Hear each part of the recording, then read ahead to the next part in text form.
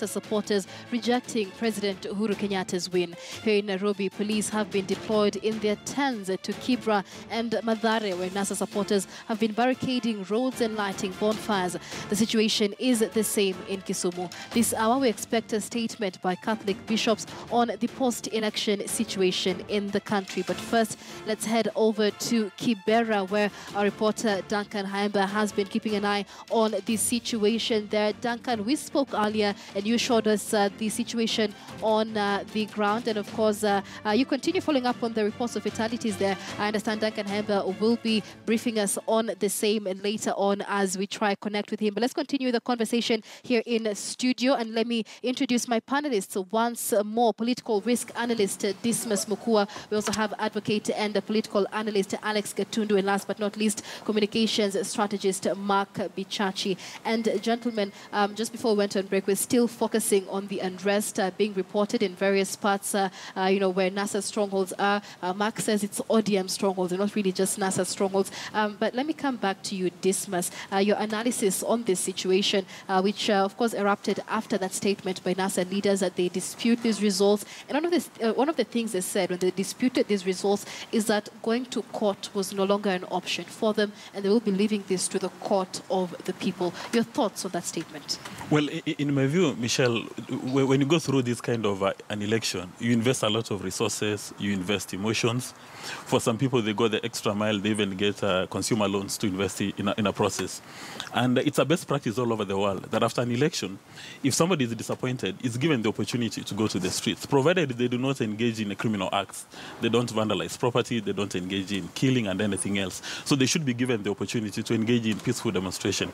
As we indicated earlier on, when Trump was declared the winner, majority of Democrats, especially blacks, were very furious that Trump has taken over, that is going to engage in acts of racism. So they need to be given the opportunity to express and vent up their pressure. I mean, it even happens on a normal day. If you are sick, you go to an hospital and you've got a terminal disease. First of all, you go back home, you're not sure whether it's actually the case. You seek for a second view, third view, and eventually you reconcile with the fact that, in fact, you've got a terminal disease. So in my view, anybody who wants to go to the streets should be given the opportunity, provided they're not going to engage in criminal acts. Now, coming to what James Orengo said, that came as a shocker. It was very shocking because James Orengo is one of the highly regarded lawyers in Kenya. He's a senior counsel, and he knows wherever you've got a dispute, you don't go to the streets to sort out your grievances. Where I come from in Kisii, when there's a land issue, you are required to go to the courts. You don't go take your panga and then you go and start invading your neighbors. So you must go to courts. So the statement made by James Orengo was a bit, it's actually unacceptable. Coming from a lawyer, if it was coming from a layman, a guy off the streets, then you'd probably ignore him for his naivety. But I would expect Orengo, who seems to be one of the senior lawyers within the NASA administration, because I suspect he's the one who's come up with all these issues. So he must be ready to prepare a brief which he can present to the Supreme Court. And the Supreme Court will form a view based on the evidence. Because in my view, when NASA raises issues, there are a number of forms that have been altered with. The issues could be frivolous. They could be raising those issues to manage expectations of their voters. But you know, their voters, you have to empathize with them. Right now, they're mourning. For them, they believe their victory was stolen. So the best thing is for IBC to dismiss those frivolous issues as they're being termed right now, one by one. If NASA says the system was hacked, dismiss that with evidence that it was not hacked. If the Form 34A, right, B were altered, let me just hold that thought. Well. We'll come back to you. Let's go to Kibera now. Duncan Haimba is ready for us. Haimba, if you can hear me, earlier on we were asking for clarification. We had received reports of fatalities following chaos and the clashes last night after the announcement by the IEBC. Is this something you can confirm? Nothing that we can confirm because you've seen the kind of hostility that the media is getting from security detail that is on the ground. And as you can see, a buffer zone has been created there. You can be able to see the international media coming down because the police have actually fired tear gas to the media and told us we keep distance. They don't want us anywhere near them. But on the other hand, we can hear gunshots in there. When we arrived here in the morning, it was the same situation. The community here was very hostile.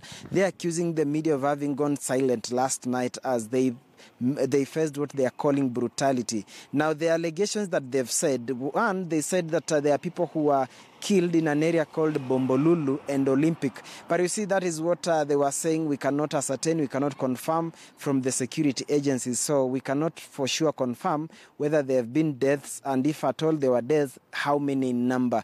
That is the kind of dilemma we are in. And as I've mentioned, you can see how far the media is being kept. And then interestingly, local media, we seem to be the only ones here, and apart from the international. And now, after the standoff, they decided that they're only allowing the local media. They have issues with the international media because they are claiming that the international community was a sellout in the concluded exercise. So that is the situation, Michelle, that we are having. But for sure, in terms of the number of deaths, fatalities that occurred, we cannot ascertain what number or if at all they happened, because the security detail on the ground is not taking the media anywhere close there, Michelle.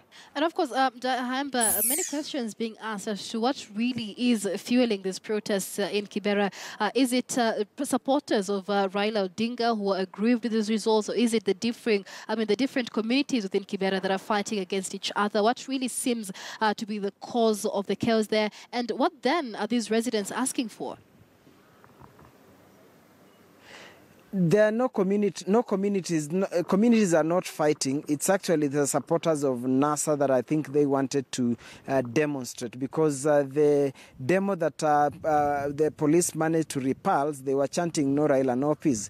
They are not destroying property. They are not fighting each other. But the youth were trying to make their way to Ngong Road, if I'm not wrong, but upon reaching the DC's, the county commissioner's office, that is where they were repulsed. But the communities are not fighting, but it's just a group of youth that had started chanting "No Raila, no peace," no destruction, no destruction of property. But what we've only seen is lighting of bonfires and trying to barricade the road. So this is Ayani, where we are, where the police fired tear gas at the media and actually threatened to shoot, was near the county commissioner's office. And I think they've managed to achieve that, because if you can see on my extreme on my extreme left, that is where they've actually put a cordon or a buffer zone, so the media cannot go beyond. While on the other hand, what we can be able to hear are gunshots, or I think gunshots and tear gas canisters being fired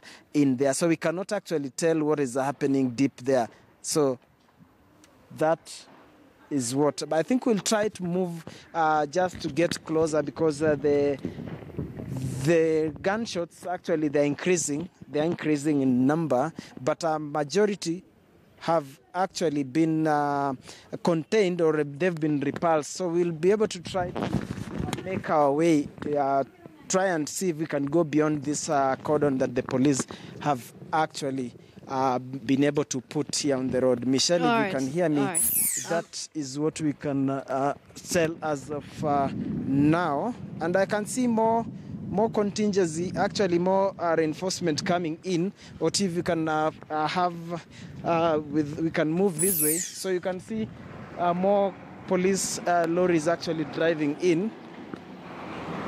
Hi, we'll be coming back to you later, of course, as you continue keeping an eye on the situation there. Do stay safe. We'll be crossing back to Duncan Haimba in Kibera later on, just to also get a feel of what the residents there and the protesting supporters really want addressed. But here in studio, we're trying to put more context into what's happening in this particular, election dispute. Before we come to this, gentlemen, let's head over to Nyeri, where nearly all the winners in the local elections, they have now received their certificates, and Carol Derry